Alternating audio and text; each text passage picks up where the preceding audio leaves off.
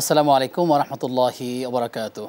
বিসমিল্লাহ আলহামদুলিল্লাহ ওসলাতু ওয়াসসালামু আলা রসুলিল্লাহ ওয়ালা আলিহি ওয়াসহাবিহি আজমাইন আম্মা বাদ। প্রিয় দর্শক শ্রোতা, আপনাদের প্রত্যেককে স্বাগত জানাচ্ছি দেশ টিভির নিয়মিত আয়োজন ইসলামী জীবন ও জিজ্ঞাসার 432তম পর্বে। প্রিয় দর্শক, পুরো অনুষ্ঠান জুড়ে আমি আব্দুল কাহার আছি আপনাদের সাথে ইনশাআল্লাহ তাআলা। আপনারা জানেন, অনুষ্ঠানে আমরা এক এক দিন এক এক মেহমানকে আমরা আমন্ত্রণ জানিয়ে থাকি। তারই ধারাবাহিকতায় আমাদের আজকের অতিথি তামিরুল মিল্লাত কামিল মাদ্রাসার সম্মানিত আরবির প্রভাষক শেখ আব্দুল জব্বার জাহাঙ্গীর। আসসালামু আলাইকুম ওয়া রাহমাতুল্লাহি ওয়া বারাকাতুহু। ওয়ালাইকুম আসসালাম ওয়া রাহমাতুল্লাহি ওয়া বারাকাতুহু। ওস্তাদ কেমন আছেন? আলহামদুলিল্লাহ ভালো আছি, আপনি কেমন আছেন? আলহামদুলিল্লাহ, আল্লাহ রাব্বুল আলামিন ভালো রেখেছেন। অনেক দিন পর আপনাকে পেয়েছি। আপনার মধ্যে আমরা নতুন কিছু কথা শুনবো ইনশাআল্লাহ তাআলা। ইনশাআল্লাহ তাআলা। প্রিয় দর্শক, আজ আমরা আলোচনা করতে চাই আত্মহত্যার ভয়ঙ্কর পরিণতি। আমরা দেখতে পাচ্ছি আমাদের গণমাধ্যমের বিভিন্ন নিউজ যদি পর্যালোচনা করি, সেখানে আমরা দেখতে পাই পরীক্ষার ফলাফল খারাপ হলে আত্মহত্যা করে, বাবা মার সাথে বুঝ পড়ার ক্ষেত্রে যদি কোনো একটু ভুল ত্রুটি হয়ে থাকে তখন মানুষ আত্মহত্যা করে। নানা কারণেই আসলে আত্মহত্যা করে। যারা আত্মহত্যা করে তাদের সবগুলো জেলার মধ্যে ঢাকা জেলায় সবচেয়ে বেশি, এবং এর 60% হচ্ছে নারী, এবং সেই ঢাকা শহরে। আসলে দিন দিন পরিস্থিতি মনে হচ্ছে যেন কঠিনের দিকে যাচ্ছে, কিন্তু আসলে আমরা কি মনে করেছি এটা কিছু সামান্য একটা কবিরা গুনাহ মনে রেখেই কি এগিয়ে যাচ্ছে কিনা? আবার যখন আত্মহত্যা কেউ করছে তখন দেখা যাচ্ছে সে আল্লাহু আকবার লা ইলাহা ইল্লাল্লাহ কালেমা পড়তে পড়তে আত্মহত্যা করছে। কত জঘন্য একটি বিষয়। সুতরাং এই বিষয়ে ইসলাম কি বলে আমরা সেই বিষয়গুলো জানবার চেষ্টা করব। আপনিও চাইলে আমাদের সাথে যুক্ত হতে পারেন, নিশ্চয়ই টেলিভিশনের স্ক্রিনে দেখার নম্বর ফোন কলের মাধ্যমে ইনশাআল্লাহ তাআলা। এছাড়াও দেশ TV Islamic show Facebook page থেকেও আপনারা কমেন্ট বক্সে আপনার মূল্যবান প্রশ্ন রাখতে পারবেন ইনশাআল্লাহ তাআলা।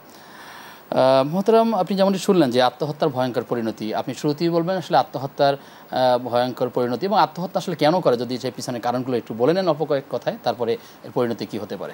বিসমিল্লাহ আলহামদুলিল্লাহ ওয়াসসালাতু ওয়াসসালামু আলা রাসূলিল্লাহি ওয়া বা'দ। ক্বালা আল্লাহু সুবহানাহু ওয়া তাআলা ওয়ালা তাকতুলু আনফুসাকুম ইন্নাল্লাহা কানা বিকুম রাহিমা। সত্যি কোরআন পাকের সূরা আন-নিসা এর 29তম আয়াতে আল্লাহ রাব্বুল আলামিন এই কথাটি বলেছেন, ওয়ালা তাকতুলু আনফুসাকুম, আর নিজেদেরকে হত্যা করো না। ইন্নাল্লাহা কানা বিকুম রাহিমা, নিঃসন্দেহে আল্লাহ রাব্বুল আলামিন তোমাদের প্রতি বড় দয়াশীল, অনেক মায়াশীল, অনেক দয়া মায়া করে রব্বুল আলামিন তোমাকে বাঁচিয়ে রেখেছেন, জীবন উপকরণ দান করেছেন, কল্যাণকর এক অবস্থায় তিনি তোমাকে আসীন করেছেন। অতএব রব্বুল আলামিনের এত দয়ার এত সুন্দর ছায়ায় থেকেও তুমি কিন্তু নিজকে হত্যা করতে যেও না। রাসূলুল্লাহ সাল্লাল্লাহু আলাইহি ওয়াসাল্লাম একটি হাদিস পেশ করেছেন, অত্যন্ত গুরুত্বপূর্ণ, লা দারারা ওয়ালা দারার, নিজের ক্ষতি করা যাবে না, অন্যেরও ক্ষতি করা যাবে না।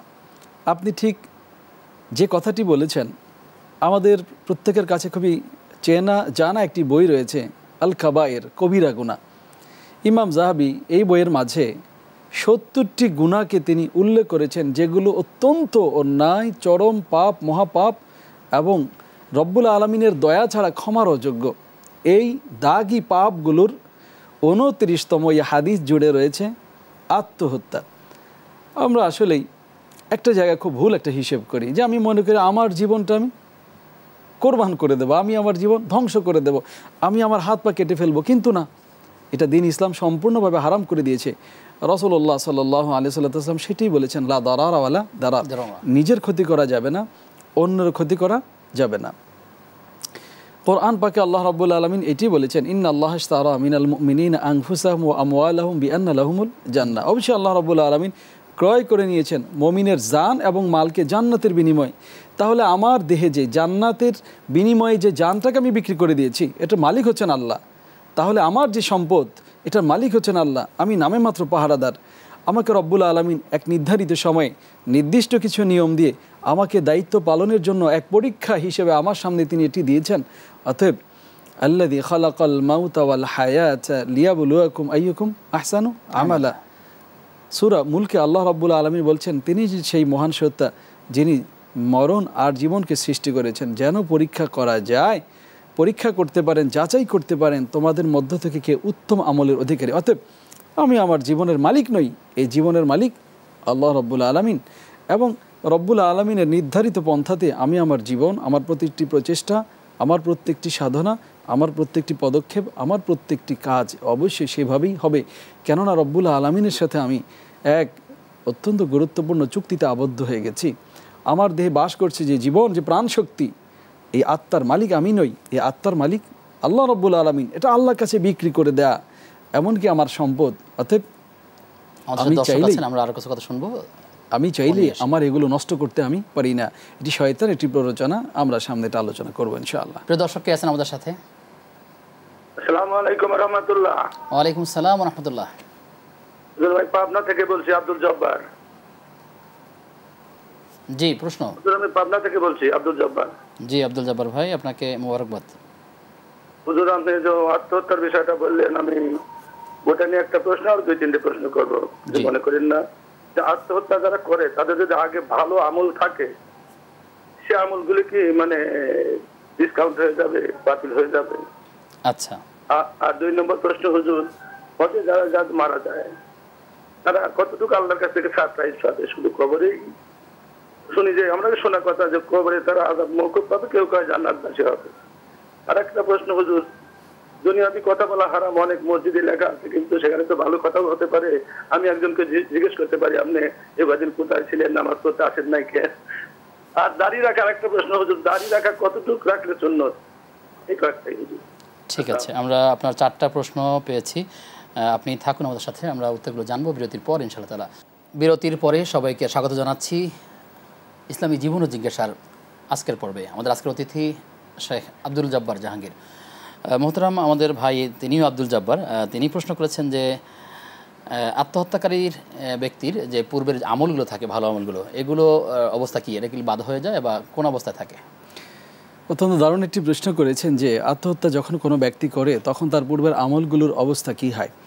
এক্ষেত্রে একটু গুরুত্ব দিয়ে বুঝতে হবে যে রব্বুল আলামিন বান্দার আত্মহত্যার প্রেক্ষিতে তিনি বলছেন যে বাদারানি আবদি বিনাফসিহি হারামতু আলাইহিল জান্নাহ, বান্দা মৃত্যুর সিদ্ধান্ত দেওয়ার ক্ষেত্রে আমাকে অতিক্রম করে গেছে, অতএব আমি তার জন্য জান্নাতকে হারাম করে দিয়েছি।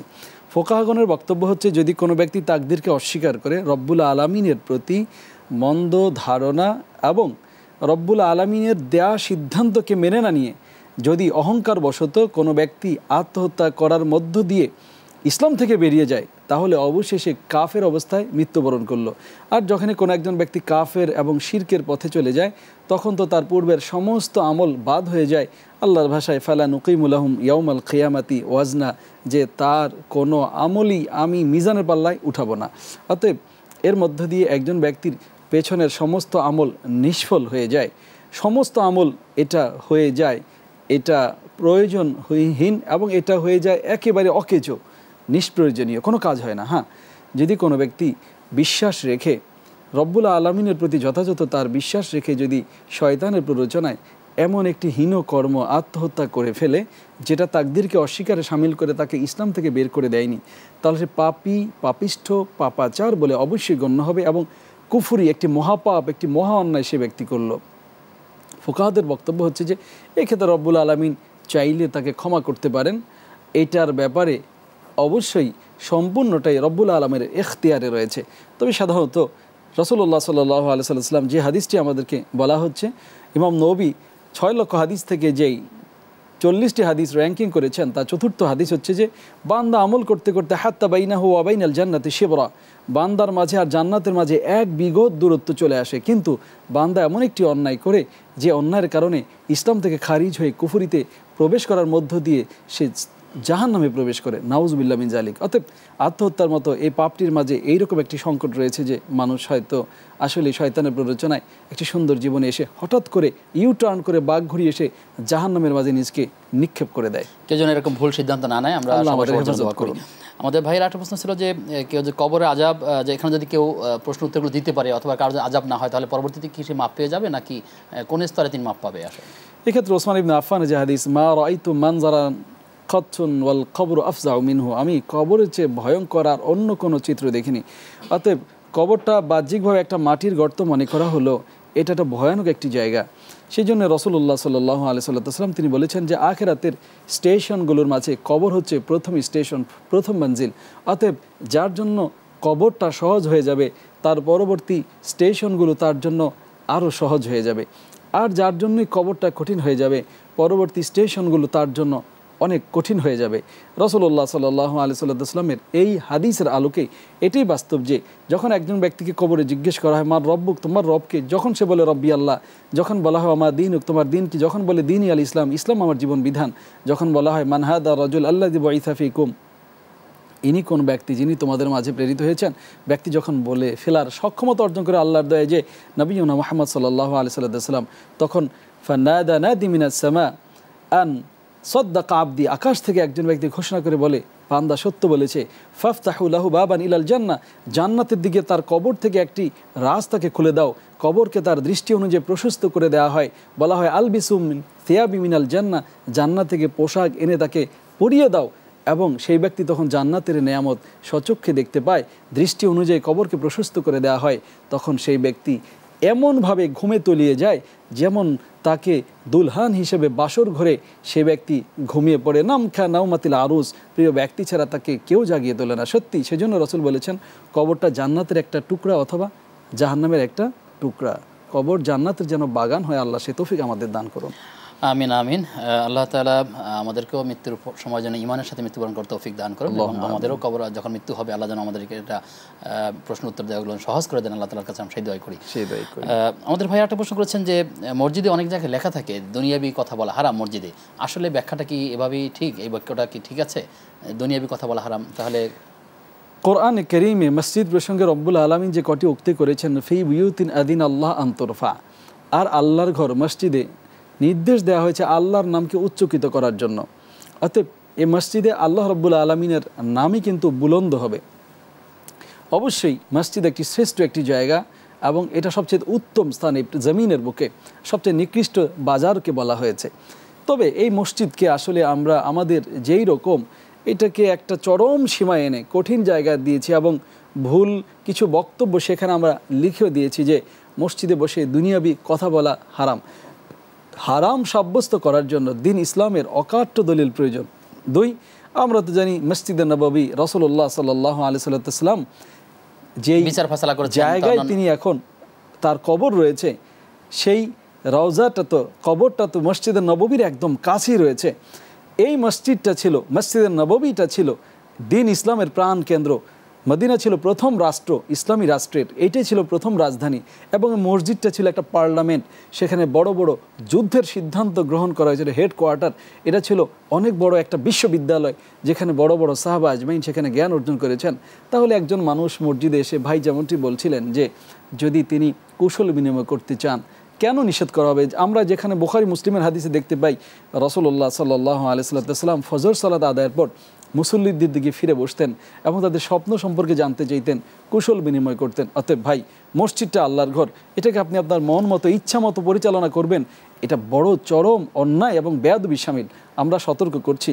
রাসূলুল্লাহ সাল্লাল্লাহু আলাইহি ওয়াসাল্লাম অপ্রয়োজনীয় কথাবার্তা হয়তো এড়িয়ে যাওয়া যেতে পারে বা না বলা উচিত, সেগুলো সেটা শুধু মসজিদ কেন, সব জায়গায় সেটা কেন মসজিদ কেন, শুধু মিন হুসনিল ইসলামিল মার তারকু মা লা ইয়ানি, দিন ইসলামের মূল কথা হচ্ছে, ইসলামের শোভা সৌন্দর্য হচ্ছে অপ্রয়োজনীয় জিনিস পরিত্যাগ করা।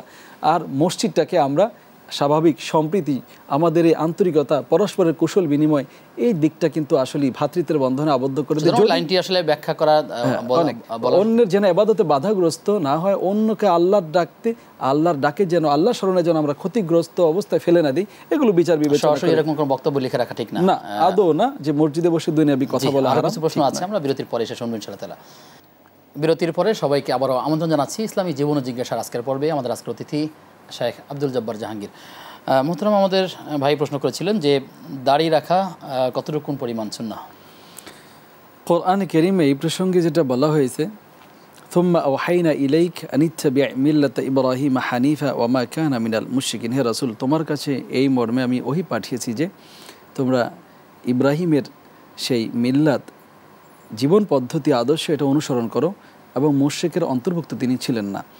এই আয়াতের মাধ্যমে মূলত আশরাতু মিনাল ফিতরা, রাসূলুল্লাহ সাল্লাল্লাহু আলাইহি ওয়াসাল্লাম বলেছেন যে আম্বিয়া আলাইহিমুস সালামের সেই যুগ যুগ ধরে, কাল কাল ধরে তাদের ফিতরাত, স্বভাবজাত বৈশিষ্ট্য হচ্ছে 10টি। তার অন্যতম হচ্ছে ইফাউল লিহিয়া কুসুস শাওয়ারিব, দাড়িকে ছেড়ে দেওয়া, মোচকে খাটো করা। দাড়ি রাখার ব্যাপারে বিদ্বানগণ, ইবনে হাজম যে বক্তব্য বিশেষ করে পেশ করেছেন, সমস্ত আলেম এই মর্মে একমত যে দাড়ি মুন্ডন করা এটা হারাম। দাড়িকে মুন্ডন করা হারাম, এই ব্যাপারে সমস্ত ইমাম একমত, এটা কবিরা গুনাহ। আমরা আসবো আপনার কথায়।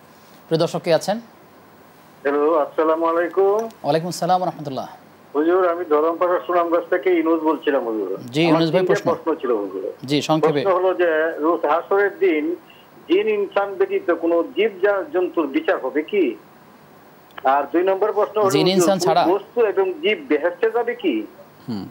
হ্যাঁ, আর 3 নম্বর প্রশ্ন হলো হুজুর, রাসূল সাল্লাল্লাহু আলাইহি ওয়াসাল্লাম বলেন যে আমি বেহেশতে অভাবগ্রস্ত গরিব লোকদের দেখেছি এবং দুজকে মেয়ে লোকের সংখ্যাই বেশি দেখেছি। এটা কি সহিহ হাদিস দ্বারা সমর্থিত?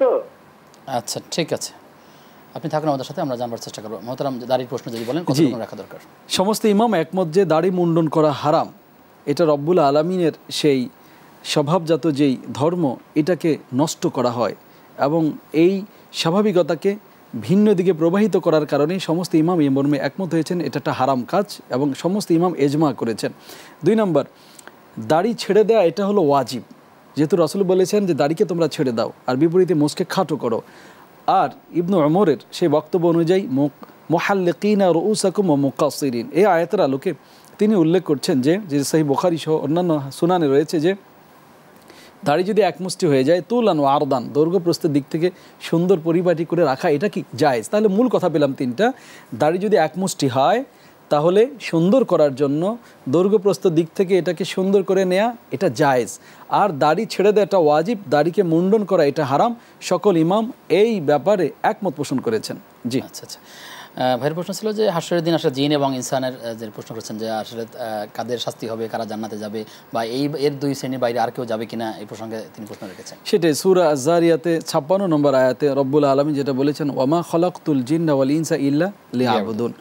আর অবশ্যই আমি জিন এবং ইনসানকে কেবল আমার দাসত্বের জন্য, আমার তাওহীদ চর্চা করবে, আমাকে এককভাবে তারা ইবাদত করবে, এই ইবাদতের উদ্দেশ্যে তাদেরকে আমি সৃষ্টি করেছি। আর কোরআন পাকে একটা সূরা তো বারবার রব্বুল আলামিন, সূরা আর রহমান, ফাবিআইয়ি আলাই রাব্বিকুমা তুকাদ্দিবান, রব্বুল আলামিন স্বয়ং এই সূরাকে সেদিন তিনি শোনাবেন যে হে জিন হে ইনসান, তোমার রবের কোন নেয়ামতকে তুমি অস্বীকার করবে। অতএব মানুষের সেদিন কিন্তু যেমন হিসাব হবে, জিনেরও কিন্তু ঠিক সেভাবে তাদেরও হিসেব হবে। সেটাই মালিক ইয়াউমিদ্দিন, হে আল্লাহ আপনি বিচার দিনের মালিক। আর প্রাণী জগৎকেও সেদিন রব্বুল আলামিন উঠাবেন। যেই প্রাণী যে প্রাণীর প্রতি জুলুম করেছে, অন্যায় করেছে, দুর্বলকে সবল করা হবে, সবলকে দুর্বল করা হবে, এর মধ্য দিয়ে তাকে তার প্রতিশোধ নেয়ার পর রব্বুল আলামিন তাদেরকে ভ্যানিশ করে দেবেন।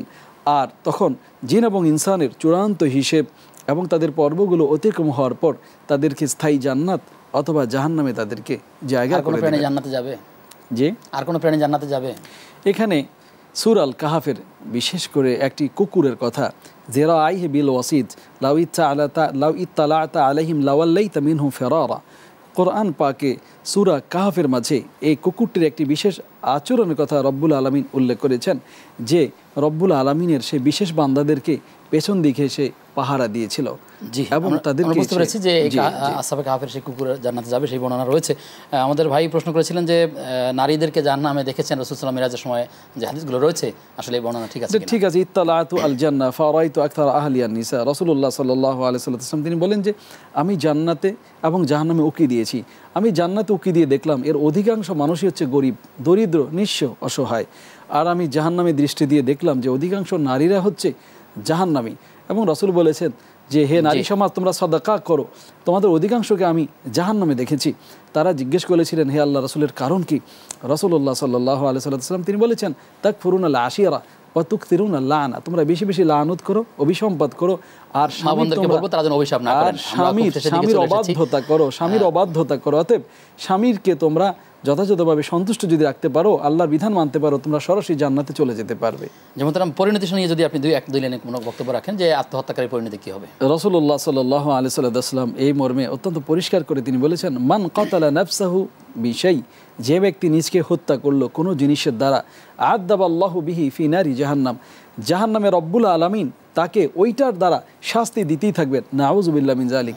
অন্য একটি সহিহ হাদিসে রাসূলুল্লাহ সাল্লাল্লাহু আলাইহি ওয়াসাল্লাম বলেন, যে ব্যক্তি লৌহ দণ্ডের দ্বারা আত্মহত্যা করলো, যে ব্যক্তি উঁচু পাহাড় থেকে লাফ দিয়ে আত্মহত্যা করলো, যেই ব্যক্তি বিষ পানের মাধ্যমে আত্মহত্যা করলো, হাসরের দিন সেই বিষাক্ত বস্তু নিয়ে সে আসবে এবং সেই কষ্টের মাঝে সে সেখানে ছটফট করতে থাকবে। রব্বুল আলামিন এই মহাপাপ, এই চরম শাস্তির এই কাজ থেকে আমাদেরকে বেঁচে থাকার, আল্লাহর সেই বিধানের উপরে কায়েম থাকার এবং আল্লাহ প্রতি সন্তুষ্ট থেকে তাকদীরকে মেনে সবরের সাথে জীবন কাটাবার তৌফিক দান করুন। আমিন আমিন। মোহতারাম, এই পর্বে আসলে খুব স্বল্প সময় হয় না, আরো বেশি কথা আমাদের শোনা দরকার ছিল আপনার থেকে।